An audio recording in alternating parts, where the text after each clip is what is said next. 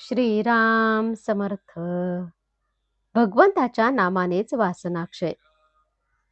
आपण सर्व जीव वासनेत गुंतलेले आहोत, कारण आपला जन्मच वासनेत झाला आहे. वासना म्हणजे आहे ते असू द्याच आणि आणखीनही मिळू द्या असे वाटणे. आपण सध्या या स्थितीत आहोत, पण सुरुवात म्हणून आपण असे म्हणावे की आहे ते असू द्या आणि आणखी मागायचे ते परमेश्वराजवळ मागूया. म्हणजे मिळाले तर भगवंतांनी दिले आणि न मिळाले तर त्याची इच्छा नाही अशी जाणीव होऊन दाता परमात्मा आहे ही भावना वाढू लागेल. आहे तेही त्याच्याच इच्छेचे फळ आहे असे वाटू लागून अस्वस्थता आणि आसक्ती कमी होऊ लागेल. आणि आसक्ती कमी होऊ लागली की हवे नको पण कमी होऊन वासना ओसरू लागेल. केवळ आपल्या कर्तबगारीने वासनेच्या पलीकडे जाणे अशक्य आहे. त्याला शरणागतीशिवाय गत्यंतर नाही. याकरता योग्य संगतीचाही फार उपयोग होईल.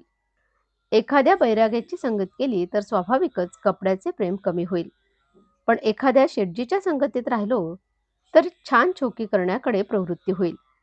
म्हणून अशा संगतीत राहावे की ज्यामुळे शरणागती यायला मदत होईल. शरणागती म्हणजे परमेश्वराला सर्वस्वी अर्पण होऊन राहणे. याचाच अर्थ आपण उपाधिरहित बनणे. तर मग आपण अशाच साधनांची संगत केली पाहिजे की जे अत्यंत उपाधिरहित आहे. हे साधन म्हणजे भगवंताचे नाम. काळ, वेळ, परिस्थिती, उच्च नीच भाव, स्त्री पुरुष, विद्वत्ता अडाणीपणा, श्रीमंती गरिबी, प्रकृतीची सुस्थिती दुस्थिती वगैरे कोणतीही गोष्ट नामाला आड येऊ शकत नाही. तसेच त्याला कोणतीही उपकरणे लागत नाहीत. ते हृदयात सतत आपल्याबरोबर बाळगता येते. नामात वैराग्याचे कष्ट नाहीत आणि कुठेही केव्हाही ते बरोबर नेता येते. त्यासाठी विषयाची तदाकार वृत्ती सोडली पाहिजे. भगवंत माझ्या मागे आहे अशी श्रद्धा राखली की वृत्ती विषयाशी तदाकार होत नाही. मारुतीने दिलेली मुद्रिका पाहिल्यावर सीतेला रामाच्या स्वरूपाची आठवण झाली.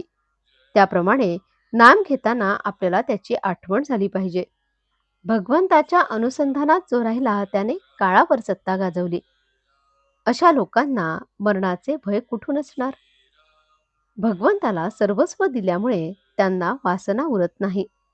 आणि जिथे वासना उरली नाही तिथे काळाचा शिरकाव होत नाही. वासना नष्ट होणे म्हणजे देहबुद्धी नष्ट होणे होय. वासनेच्या क्षयामध्ये आपलेपणाचे मरण आहे. आणि हे मरण डोळ्यांनी पाहण्यासाठी आपण भगवंताच्या नामात राहिले पाहिजे. आजचे बोधवचन. वासनेचा क्षय भगवंताच्या नामात आहे हे अक्षरशः खरे आहे. जानकी जीवन स्मरण. जय जय राम. श्रीराम समर्थ.